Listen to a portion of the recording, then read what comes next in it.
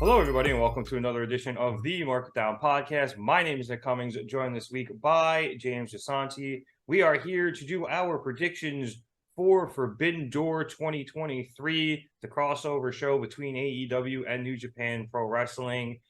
This card is looking a lot better than last year's. Obviously, last year, James, marred by injury and I think even a couple of visa issues. It was a mess. So I'm just happy everyone's happy and healthy. Me too. And I would like for them to be that way at the end of the show. Yeah, so everybody knock on wood watching this. And hopefully we get to Sunday without anything going wrong. That being said, I doubt anybody's really... Oh, no, freaking Tanahashi's wrestling on Saturday. But I'm sure it'll be fine. Anyway, like I said, we are here to predict the show. Danny is not, so no funny names this week. I'm sorry, I'm not very good at them. But let's get this underway with the only announced match so far for the pre-show, which is Athena versus Billie Starkz in a first-round match for the Owen Hart tournament. James, this seems pretty straightforward to me. You were literally just telling me who Billie Starkz was, so I think it's a pretty easy option. She's a good talent. She really is, and she's developing very well in Ring of Honor. But I'm going to give it to the Ring of Honor Women's Champion. I'm going to give it to Athena. Yeah, very interesting that she is in the tournament, considering she is the champion. It's interesting. It's going to be interesting to see in later rounds whether or not she loses. But for this early round, yeah, you kind of have to go with Athena here. It's pretty obvious the direction that they're going to go in with that. All right, so let's start with some of the main show stuff. A lot of title matches, not too many non-title matches, but we'll stick with the Owen Hart tournament where we're going to see CM Punk against Satoshi Kojima. Now, this was announced on Dynamite the other day when they announced the bracket for the tournament. One of the few New Japan roster members in the tournament itself. I think maybe the only one on both the men and the women's side. Some of us, James, are disappointed in what ended up happening with CM Punk and this match. Some people are laughing because of an old Ring of Honor thing with Kojima and Lariat that's been popping up since they announced this match earlier before recording. But obviously, we're not getting the Kenta match we wanted. Still, I think this could be a pretty solid match. I think this is going to be more of an honor kind of match than a competitive kind of match. Kojima is 52 years old, I believe, give or take. And, all jokes aside, he deserves respect for his long career. But I think this is just the guy Punk wanted to say he got in the ring with. And I can respect that. I can. I just wish it wasn't on a show like this, in Punk's first one-on-one match since coming back. Just feels like a little bit of a wasted opportunity. I'm giving it to Punk. I don't think it's really a shock to anybody. But yeah, CM Punk is going to extend his stay in the Owen. And I'm just going to scratch my head as I watch. I'll go on record right now and say that Punk is my pick to win the Owen. So, I have Punk on Sunday as well. Look, I'm not disappointed in this match. Kojima is really cool. And like you said, I like when guys like Punk are, they want to get in the ring with people like Kojima to say they, wrestled them. So I'm okay with this. Like you said, the setting isn't the best, but it's fine. And I'm sure this was kind of a backup plan if they couldn't get both Punk and Kenta on board to have that match, which obviously didn't come to fruition. So they probably went to Punk being like, okay, who do you want? And he probably said Kojima, and they're like, all right, done. That's not a problem. Can't be too mad about it. Just a fascinating thing to think about what could have been, what we got, and where things fell apart. Yeah, it's annoying, but, like what I was saying on our live show the other day, it is what it is. What are you going to do? Yeah, no, it is. Okay, next match on the card is a 10-man tag team match, which is just far too many people, but it's going to be a beautiful, beautiful car wreck as we're going to see members of the Blackpool Combat Club, those being Jon Moxley, Wheeler Yuta, and Claudio Castagnoli, team up with Konosuke Takeshita and Shota Umino, aka Shooter, my guy. They're going to face off against members of the Elite, Hangman Adam Page, and the Young Bucks, along with surprise tag team members Eddie Kingston and Tomohiro Ishii. So Eddie picked Ishii as they announced at the end of Dynamite the other day because he wanted somebody he at least went to war with. That I remember that Ishii match. Yeah. That was with Eddie. That was a banger. And then rough. Yeah, what was that? Were we at that one? I don't think so. No, it was the one before. I think before Full Gear. Yeah, we saw him versus Suzuki, right, in that tag match, I think. But yeah, because it was on 0 Hour. But yeah, the match he had against Ishii was on 0 Hour, and it led right into it. He grabbed the mic and like praised Ishii, and then they were like, "Oh, we got to go. Bye, go buy the pay-per-view," and ran off. But I'm really curious to what they're going to do here. I guess the Elite win. I don't know because I think you agree. I'm a big believer in the established team should be the winning team. You know, the makeshift team should almost always lose. And in that instance, in this case, I'd say the Elite is the more makeshift team when you add in Eddie Kingston and you add in Ishii. BCC, like you can make an argument that Shooter isn't really one of them, but he's tagged with them enough at this point. He's claimed himself to be BCC. So I don't know. I think there's more to gain if you're going to continue this feud with the BCC winning, but the Elite definitely need a win after their loss in Anarchy at the Arena. I mean, technically they won the other day. They won last week on Dynamite, right? That's true too. So yeah, you know what? Yeah, I'm going with BCC. Yeah, I guess that makes more sense now that you're talking it out, because obviously Eddie is such a combustible element in this match that, you know, him going off on Claudio and like maybe losing his mind to the point where he gets taken out of the match because of that, or something happens with Moxley where like the two of them almost take each other out of the match and ends up fucking over, you know, Team Elite here. Yeah. It kind of seems like where they're going to take it, because Eddie fucking hates those guys. So he said it like 20 times on Dynamite. He doesn't care about the Elite. He hates them. I think the only thing he might do is like, the only thing that might keep him in line is Ishii, because he doesn't want to disappoint that guy. But I think you do have a point. Like the BCC extended has more continuity, even with Takeshita coming in. Like I think he's probably has a little bit of continuity with the BCC just from being around Bryan for a little while there. So, and I think you're right about it progressing the story more too. So I'm going to pick the Blackpool Combat Club as well. I mean, I know we're lockstep here right now, which kind of makes it a boring ass prediction show, but I mean, I guess give it time. Yeah, some of these matches are kind of easy to, you know, to predict. You know, for example, our next match, which is going to see the Suzuki Gods, which is Chris Jericho, Sammy Guevara, and Minoru Suzuki against Sting, Darby Allin, and a yet to be announced mystery partner. They're announcing this on Collision, which is the day before the pay-per-view. Obviously, we're recording this Wednesday night, so we're not going to know this mystery partner all the way till Saturday. But James, I don't think that really matters. Yeah, I will never bet against Sting in AEW. Until he hangs it up, he's going undefeated, I think. And I'm sticking with our two grown men still going through a goth phase and mystery partner to be named later. I saw somebody on Twitter say that mystery partner should be Goldberg, and I was just no, thank you. No, thank you. Why the fuck would that even work? No, thank you. I would like for it to be a New Japan talent, I think, you know, and we've seen one name being floated around that I would go crazy for, but I don't really know how he fits into this match. Tetsuya Naito. Yeah, that's what I heard too. And I would love that. I would love Naito to be on this show, but I don't know how he would fit in with Sting and with Darby. Although I guess last year we had Shingo involved with Sting and Darby. Yeah. So keeping it in Los Ignorables de Japan. So maybe, but either way, it doesn't matter who it is. They're still winning. There's no way they're losing. Difficulty is getting the LIJ guys on the card because of the whole AAA CMML ML situation. So but I think it's trickier for the guys from Mexico than it is for the New Japan guys. I think New Japan could come in and it won't be a problem.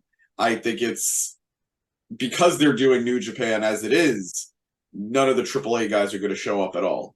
Yeah. So like So, that's why we might don't as get well. guys like Andrade, Roosh, the Lucha Brothers, which sucks because I really want to see a lot of those guys against a lot of these New Japan guys, but Likewise. nothing you can do for now. We'll see what that figures out. But I got to agree with you because, yeah, it's going to be Sting, Darby, and the mystery partner winning because this is leading towards the breakup of Sammy Guevara and Chris Jericho. Don't be And surprised. more importantly, the breakup of Minoru Suzuki and Chris Jericho. Yeah. I'm curious. I'm almost more curious to see who's going to take the pin here because you can do it one of two ways. You can have Sammy take the pin and Jericho blames him, or you can have Jericho take the pin and Jericho blames him. Yeah, exactly. I think it would be better for. I think I would prefer to see Sting pin Jericho. Yeah, that's my preferred outcome here. But yeah, I just know I don't think it's going to be Suzuki, or maybe it is Suzuki. Jericho tries attacking Suzuki, and Sammy saves Suzuki. you could do that too, but I don't know. They did.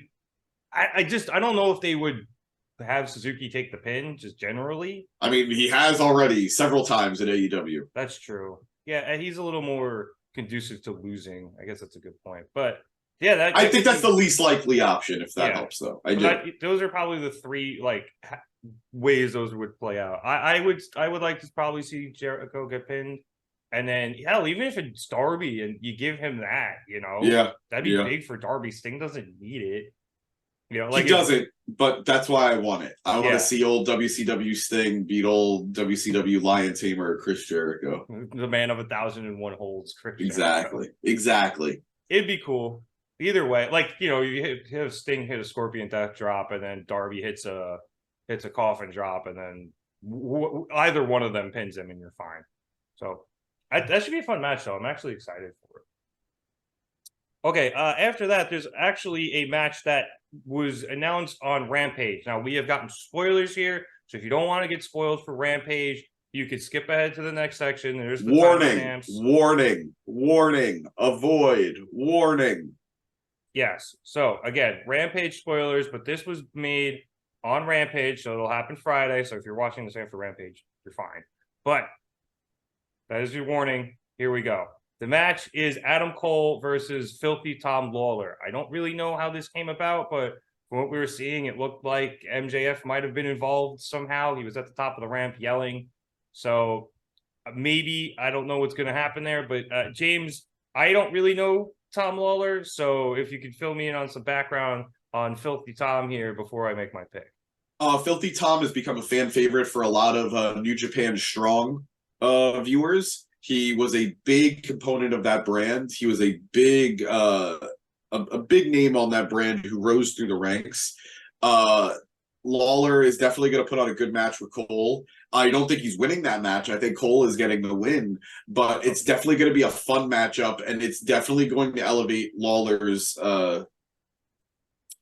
profile. Yes, thank you. His profile with American audiences who probably are his biggest contingent right now, because again, Strong was New Japan's attempt at an American show. Yeah, they're not still running it. No, it ended. Their championships are still intact. They're still being defended and everything, but the show itself is not still running.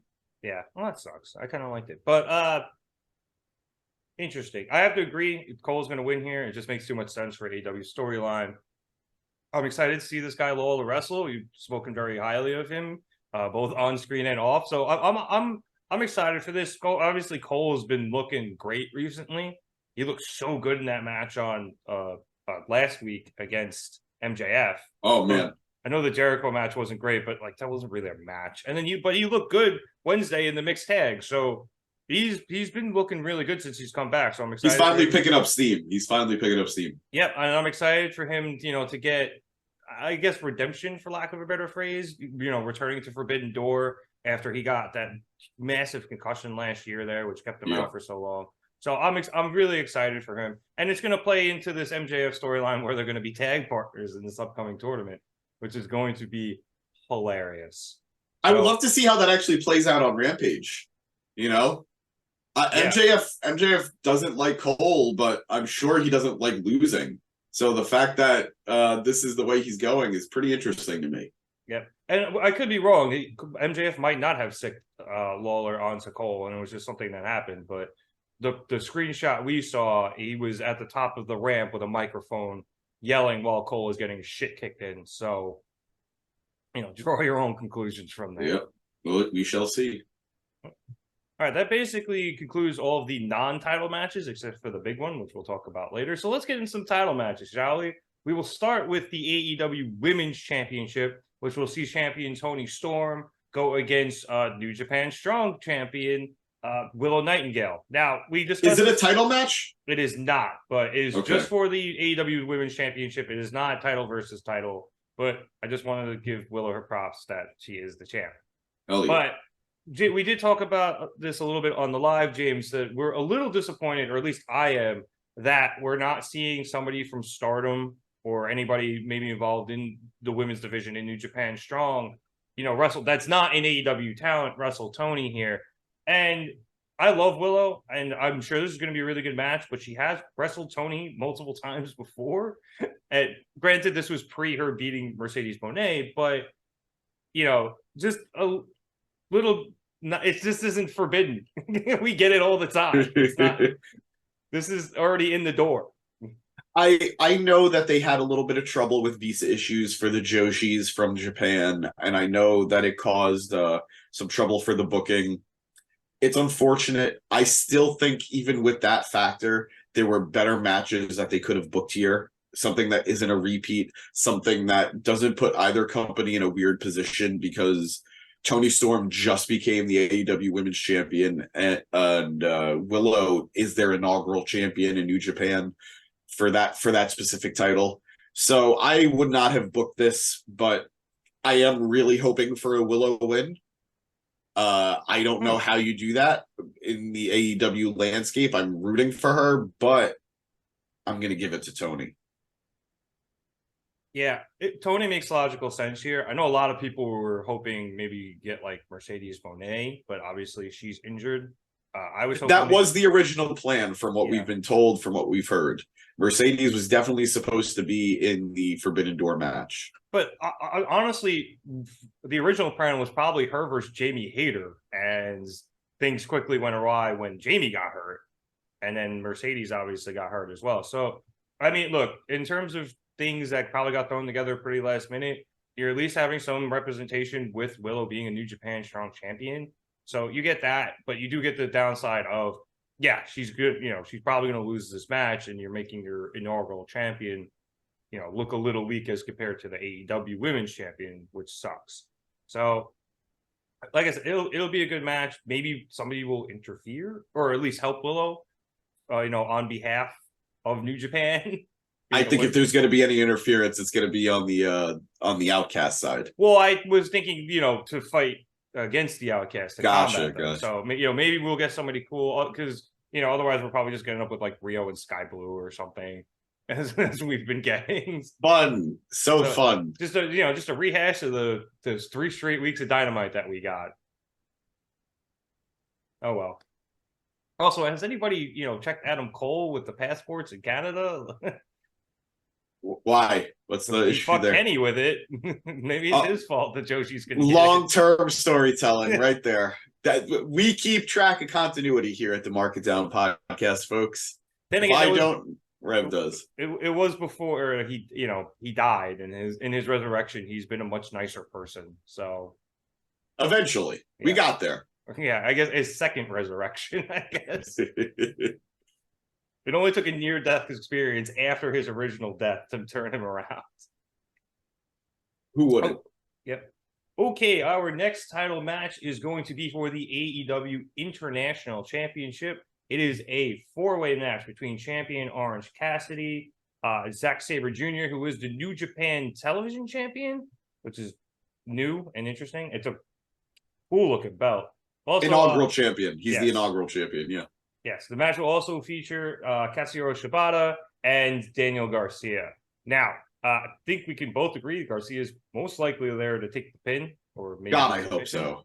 Not even because I dislike Garcia, but I don't want to see any of the other 3 men take a loss. Yeah, and now this was another thing we discussed a little bit on our live on Wednesday as well. because you don't think Shibata is going to win the title, and I agree. So that kind of only leaves two options. This is for the international title. I don't see Daniel Garcia winning it. I would love it if Zack Sabre Jr. did win it, but I wouldn't want him to win it this way. And I don't want to see Orange Cassidy's title reign end in a fatal four-way. So I am very conflicted right now. I'm going with Orange Cassidy. I'm going with my heart, but I'm not happy about it. This is a weird one.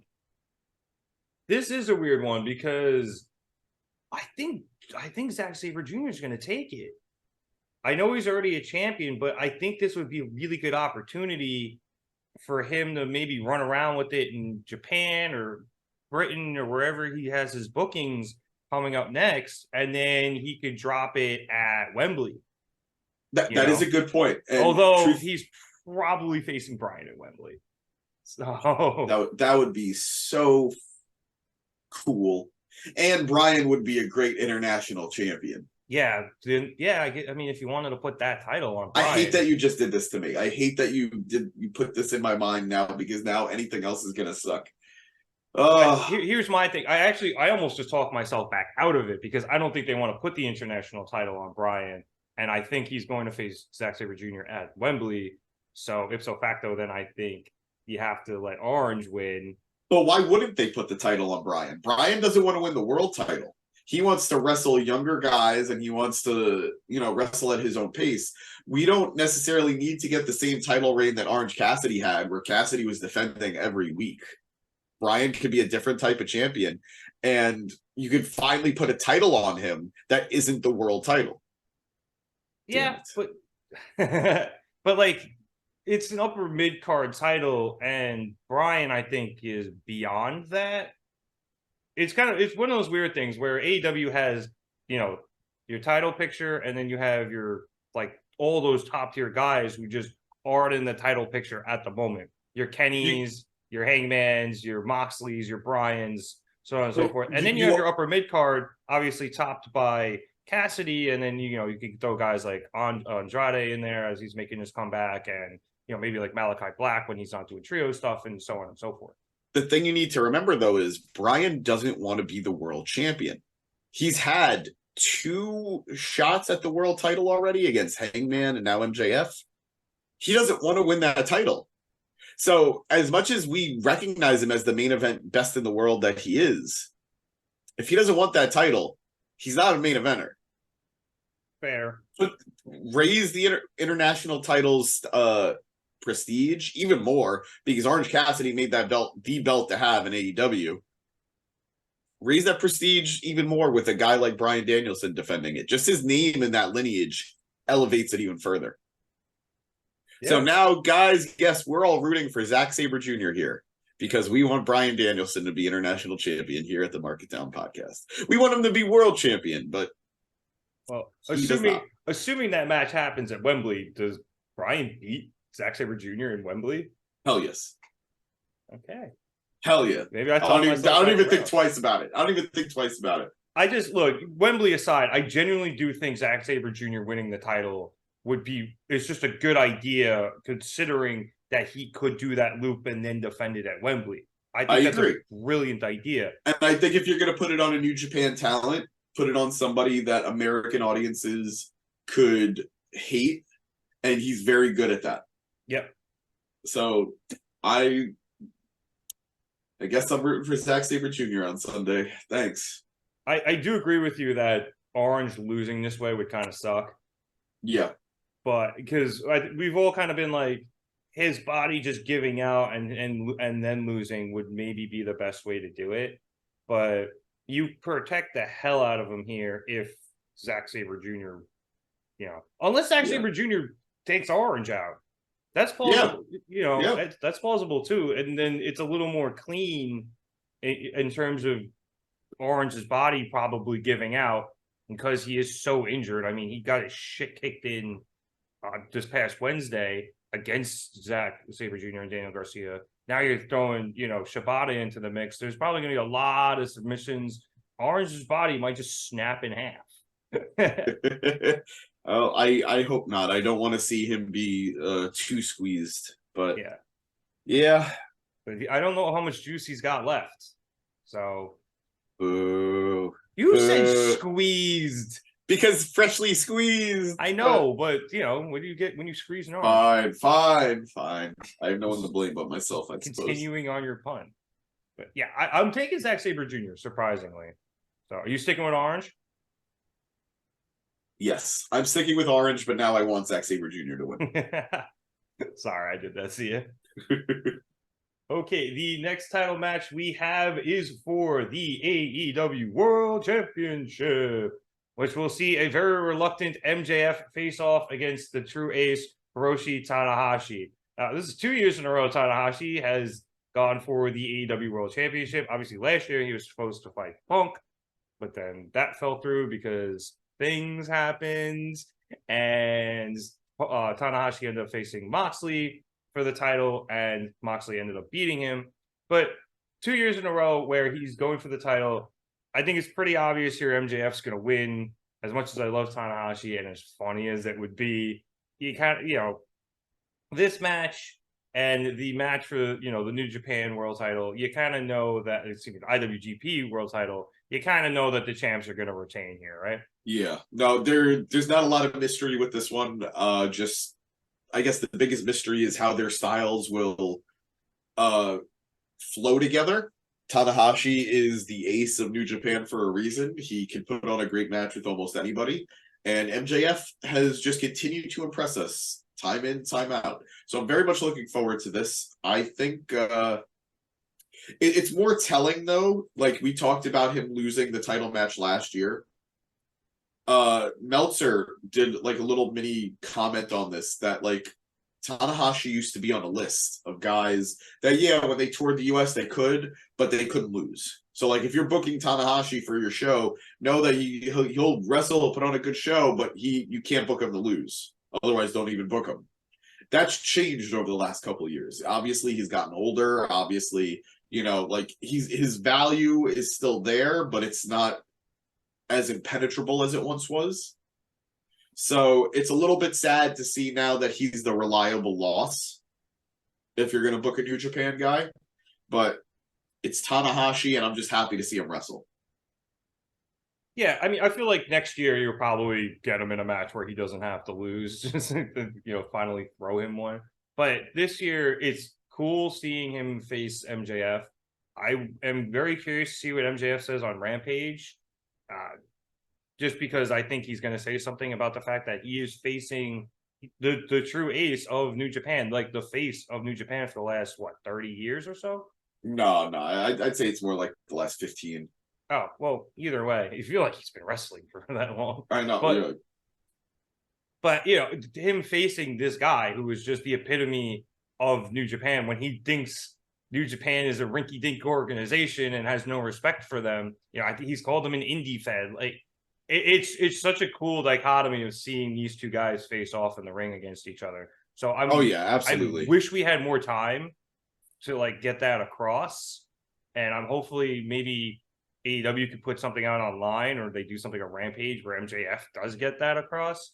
Yeah, but and Tanahashi too. You know, if he wants to cut a promo saying like he is the one true representative of New Japan and he's going to be there to defend New Japan's honor, I think that'd be really cool. MJF wins. Obviously, I think he cheats though. Oh yeah, he would have to. I mean, it's MJF. He cheats in everything. Yep. Like even if like he probably could win clean, I just don't think he does. I'd be surprised if he won clean. I really would. Yeah, no, I can't imagine a clean win for MJF here. Yeah. And you got to remember, you want to protect New Japan a little bit too. So just have the cheater cheat. You know. Yeah. Yeah, it protects Tanahashi. It protects New Japan. It protects New Japan's honor too, because MJF being like, oh, you know, the you know, this rinky-dink indie fed. Well, you had to cheat to beat the rinky-dink indie fed. So I think that works out very, very well. I agree. On the flip side of things, we have IWGP World Heavyweight Champion Sonata facing off against Jungle Boy Jack Perry, who will be accompanied by Hook to ringside. This This obviously, like I just said, James, these title matches, you're not expecting Jungle Boy to win here, but the story isn't in Jungle Boy winning. The story is in Jungle Boy losing because we all think he's turning on Hook in the very near future. And this loss is definitely going to be a major catalyst towards that. Oh, no, absolutely. And it's a shame because Sonata has come a long way to finally winning the IWGP championship, world championship. And basically, since he's won it, people have just been expecting him to lose it.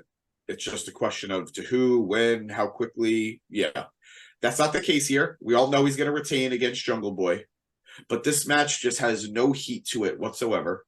And granted, I don't think there's anybody in AEW that would have been a good rival for Sonata. Somebody who could have had a good rivalry and not just a good feud and not just a good match. So I think the open challenge aspect was the right way to go. But it is a shame that that title match is going to be overshadowed by the likely heel turn or heel revelation of Jungle Boy attacking Hook. So sad for New Japan, sad for the IWGP title, sad for Sonata, but excited at what comes next for Jungle Boy. Yeah, compared to last year's IWGP World Heavyweight Championship match, this is a stark contrast. That Fatal 4-Way was so hyped between White and Cole and Okada and Page that the video of that, just a pre-match when they were doing the announcements in like the first 60 seconds of the match before anybody even locked up, that crowd was rabid. So that compared to this is, I don't want to call it a drop off out of respect for these two guys, but no, but it is compared to those four. It is. I'm a big fan of Sonata, and of the pod, I'm the one who does like Jungle Boy. I like Jungle Boy too. I think he's got potential. I just think he needs this heel turn to figure it out. I agree. So what has very little heat for the match, I think is going to turn into something very interesting when we watch it. Yeah, I really hope they win the crowd over. I don't know a lot about Sonata, but I have read recently that like he's had a character shift and it's really helped him out. I'm interested to see what he looks like now. He left Los Ignorables de Japan, he left Naito, he left his group, and the moment he did, he won the title. He won the title and he joined a new group and changed his look, changed everything. And they're called Five Guys. Oh, just five plain guys or whatever it is, right? Yep, just Five Guys. And yeah, okay. I heard Excalibur mention that because Hook is facing one of his dudes, I think, on Rampage or Collision or something. Oh, gotcha. Well, yeah, they are like Dooku or something like that. Deku.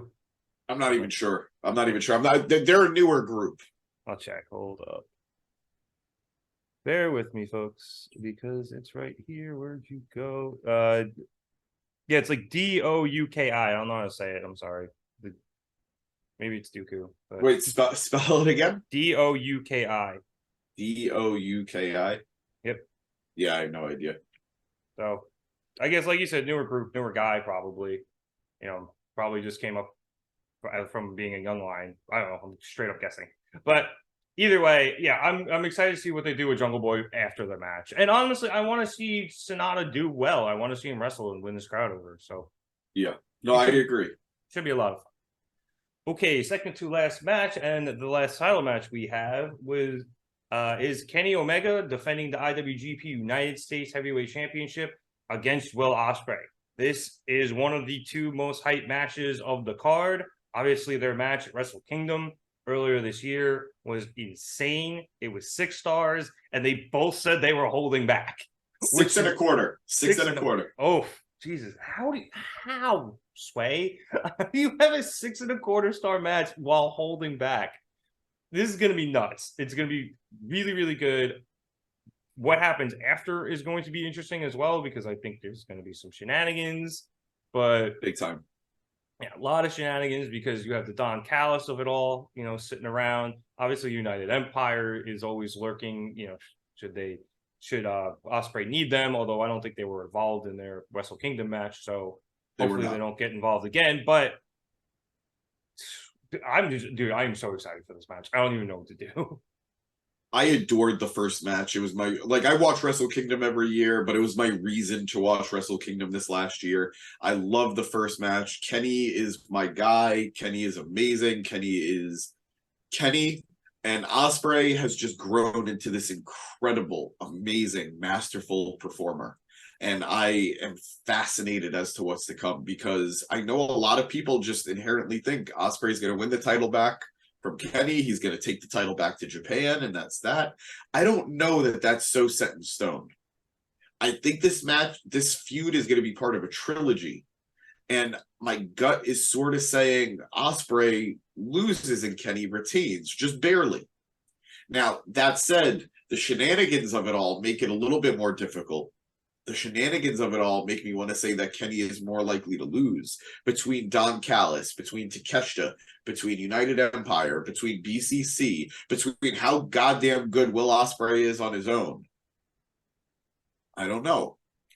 This is definitely going to be the hardest match for me to guess. My heart says Kenny. My head says Ospreay. I'm going to go with my head and break my heart. I think Ospreay wins. But I don't think this is the end. No, if it is, it is. I was going to say, I don't think this is the end of the feud. But yeah, I'm going to give it to Ospreay. But I'm not happy about it. I'm going to disagree. I'm going to take Kenny here because God damn it. It's a good thing that we're on opposite sides. No, it's not, because now I feel unfaithful. Well, because here's the thing. I think you're right. I think this is going to be a trilogy, and I think that trilogy ends in Wembley. That's what I thought too, but then I'm thinking, does New Japan want their title to change hands on a show that they're not really a part of?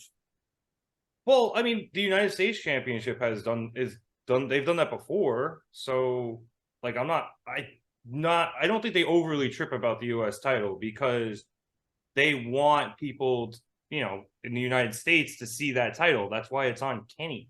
So even though, and that's why they're going to have it in London. Yeah.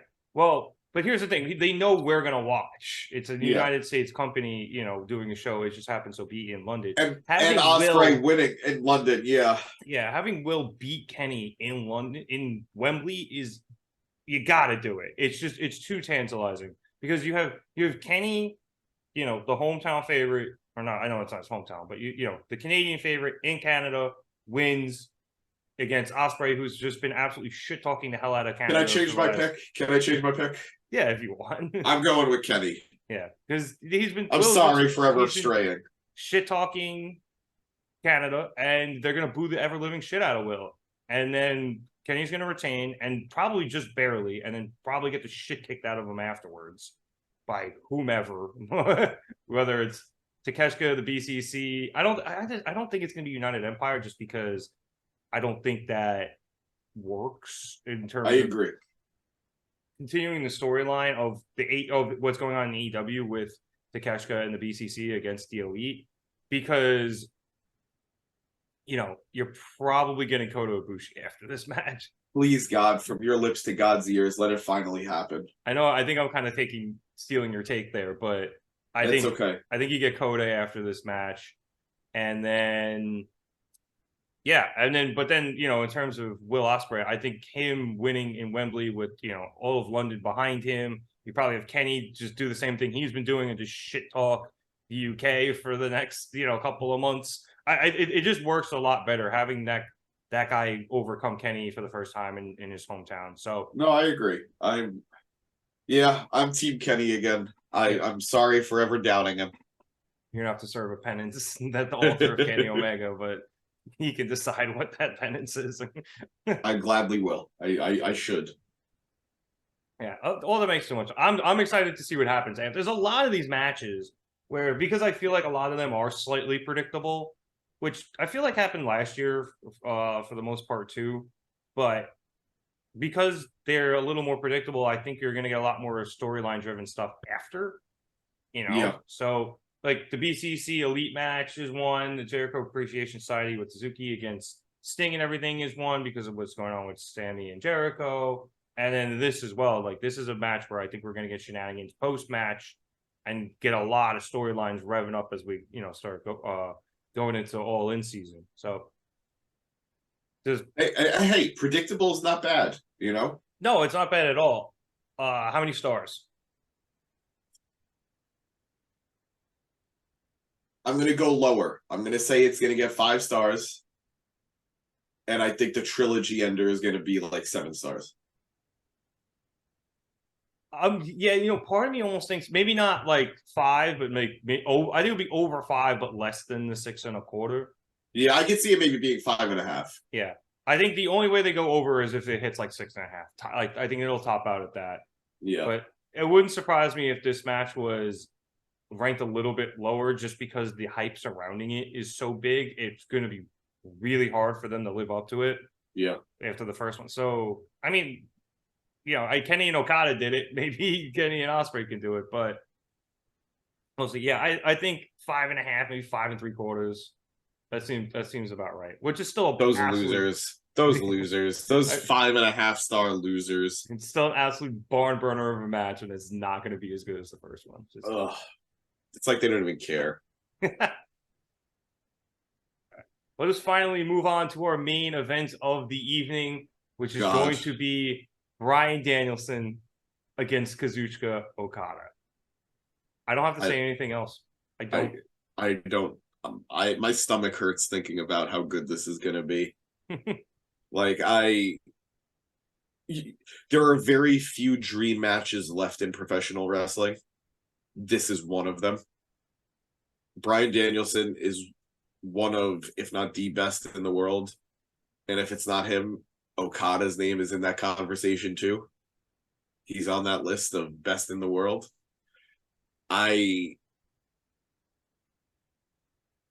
We're truly seeing the irresistible force meeting the immovable object in these two.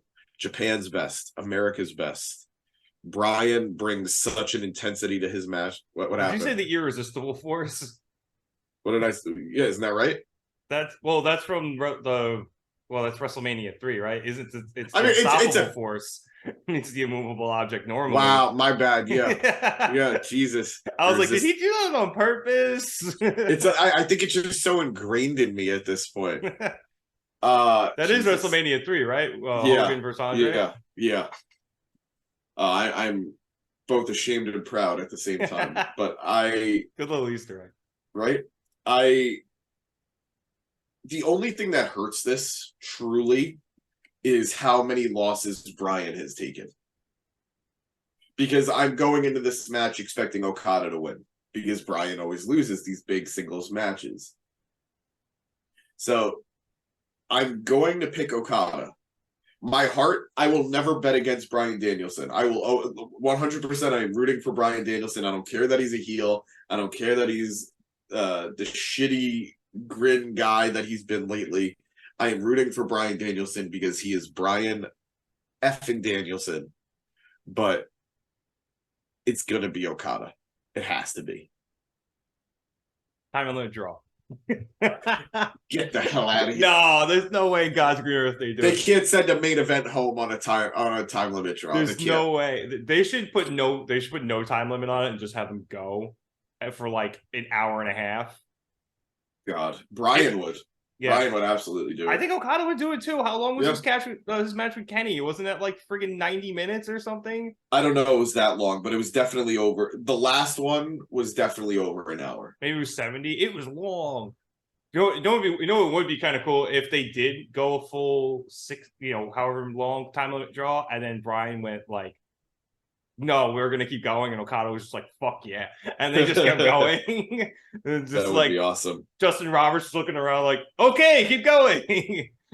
There's no way that there's gonna be a finish to this match. I think you're probably right in it being Okada, because Bryan recently has just been so cool with taking losses to dudes like this. He's probably marking the fuck out that he's he's probably just super happy he's having this match. I mean, Wheeler was probably super happy he had a Rainmaker on Dynamite.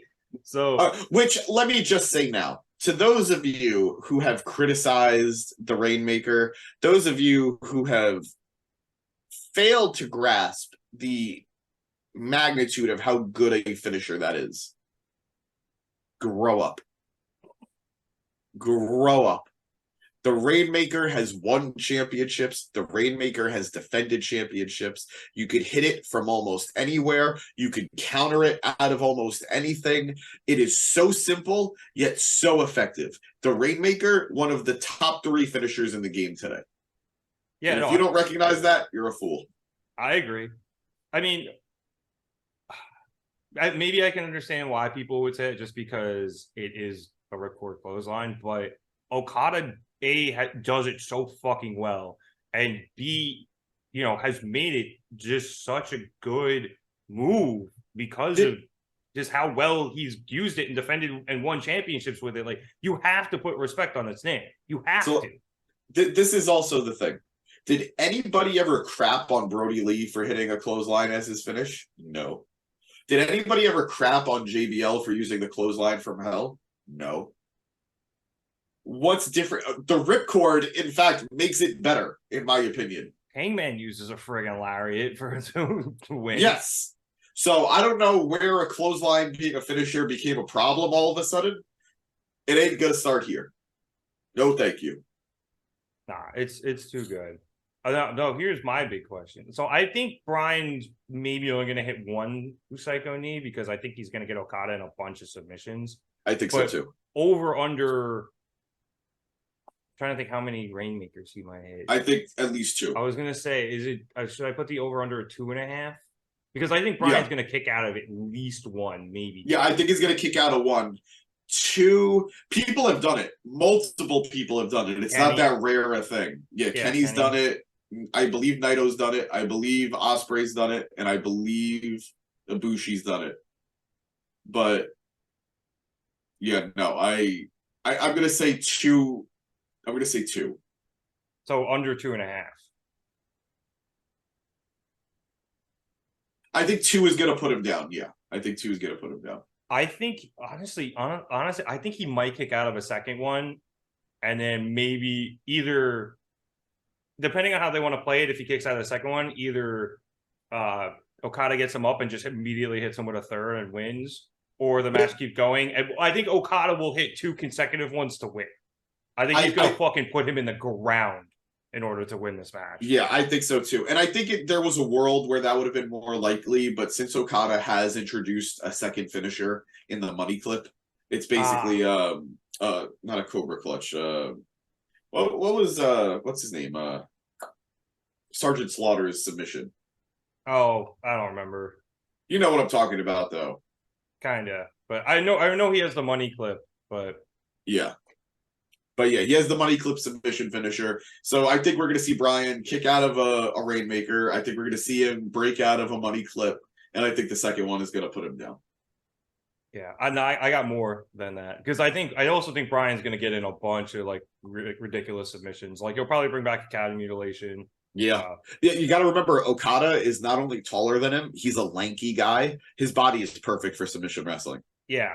Because I think he's going to get on the ropes a bunch, and Bryan, between that and the lapel lock, and I mean, God knows what else Bryan will just pull out of his ass. I think an octopus at some point, like he'll just do crazy ass shit. But and then, bold prediction, regardless. Yeah, I got.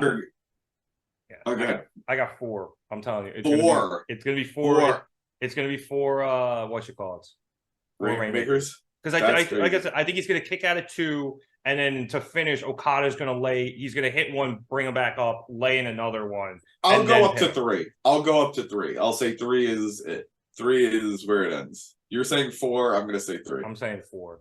That's my prediction. And we'll see on Sunday. And I think maybe over 1.5 Psycho knees, over under.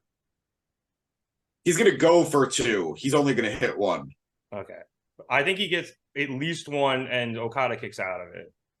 Yeah, because I think so too. The thing is, what you call it? I think because he's going to get so many submissions in, just the 1 knee is going to be sufficient. Because Okada escaping cattle mutilation and label lock and everything is good enough, or not good enough, but close enough to kicking out of a finisher that it'll be pretty even. Yeah, no, that's fair. How many stars? Minimum 5. Yeah, I think minimum 5. Do you think it'll be more than the Kenny Ospreay match? I don't think so. I'm not saying it shouldn't. But I think the style of match that Kenny and Ospreay are going to have is going to be flashier, so it's going to impress more. Fair. But I mean, Meltzer, he's good enough with the submission stuff where I think he can kind of see through that. I think they're going to be about even. I mean, if they both hit 5.75, I wouldn't be shocked. I could also say I don't even give a damn because I know the real winners of the weekend are going to be us. We get to watch these two incredible matches in the same night, and I cannot wait. My body is not ready. Yeah, I mean, who gives a fuck? As long as they're good, because they will be. Who gives a fuck? Exactly. So, I guess, one last... Well, do you have a show stealer? Anything like you're truly looking forward to that isn't, these two last matches because they're so big? So like a dark horse match? Yep. I'm going to say MJF Tanahashi is going to be way better than we're expecting it to be. I expect that to be pretty good. So, because I really think MJF is the most underrated wrestler, or one of the most underrated wrestlers on the planet right now. Just because he wrestles so little that people forget how fucking good he is. He showed it on Monday. I mean, he was brilliant on Monday. He was brilliant in the Iron Man match against Bryan. So he was brilliant in the 4-way match too, the last pay-per-view. So the dude can fucking go. I think Go ahead. I was gonna say I think I'm already expecting that to be good, so it can't be my dark horse. That's fair. If not that one, I'm gonna say the Fatal 4-way. Yeah, the international championship one was one I was looking at in terms of show stealers, because I think Canada's going to be so behind everyone but Garcia. Yeah, not true. And honestly, they might even just meme Garcia into being behind him. Like, no, it's Bizarro land, Moggle. Yeah, like Canada, especially Toronto, they'll just pick somebody and run with them just for shits and giggles. So I got that, and like I know it's a top tier match, but I think that BCC elite match is going to be really fucking good. I think it's going to be really good. It's just I got to temper my expectations because a 10-man tag is a lot. Like they get messy very easily. Good, fun, but it's usually like a lot of downtime, and then at the end everything picks up. Yeah, maybe. I wish it was more of a tornado tag or something. I could like Chaos Reign, but yeah. Hopefully Knox gets it, and then he'll just let it do. It's a Young Bucks match. It's gonna be Rick Knox. I could say though, I resent the match for one reason. I would have loved to see Claudio in a singles match against almost any of the New Japan talent. That's fair. Hopefully he gets an interaction with Ishii. Yeah, that'll be fantastic. That'll be absolutely fantastic. Yeah. All right. Well, that is Forbidden Door. Ooh. Hopefully there aren't too many more matches added later that we missed, because we're at 11. I don't think it's going to go much more. I think maybe they had one more 0-hour match. Yeah, probably. What's the 1 0-hour match? It was the Athena versus Billie. Billie Starkz match in the Owen tournament. Maybe Luchasaurus defends the TNT title. Possibly, just things to get people on the card and hype up the match, because they usually do stuff like that. Usually it's Eddie, but seriously. In a pretty big match. So moving on up, baby. Yep. Anyway, I hope you guys are excited for this as we are. This is honestly one of the best cards I've seen in a really long time. It almost has like All-In vibes to it. I'm so excited. Like original All-In vibes. So yeah. I don't know where else to go. I'm so excited about this. So I guess I'll just start wrapping things up by saying thank you everybody so much for watching us here at the Market Down Podcast. Be sure to like and subscribe. James will be, if you watch this Thursday morning when it comes out, James will be on live later for the Gym Pack Zone, so you can check that out. Otherwise, we are live after Raws on Monday with Danny's Fast Forward, and after Dynamite on Wednesday. So be sure to check us out there. Also, we will be going live after Forbidden Door. So if you are able to stay up that late on a Sunday and you want to come and kick it with us and see what we thought about the show, please come through. And if you subscribe, you can get stuff for all of that. I'm not going to tell you to put on alerts. Nobody puts on alerts. They're annoying. I know every channel asks for that. You don't have to. Just check in, at like 11 o'clock on Sunday, and you'll see. We'd appreciate it. We'd appreciate it. It'll be a We're good time. reasonable. It'll be a good time. I'll probably be drunk. It'll be fun. I promise.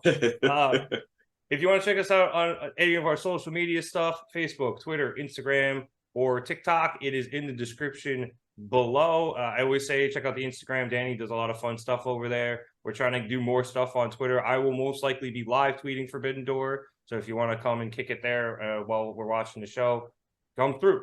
That'll be fun as well. So that is everything. For James Gisanti, my name is Nick Cummings. Thank you so much for watching us here at the Market Down Podcast. Enjoy Forbidden Door, everyone, and have a good one.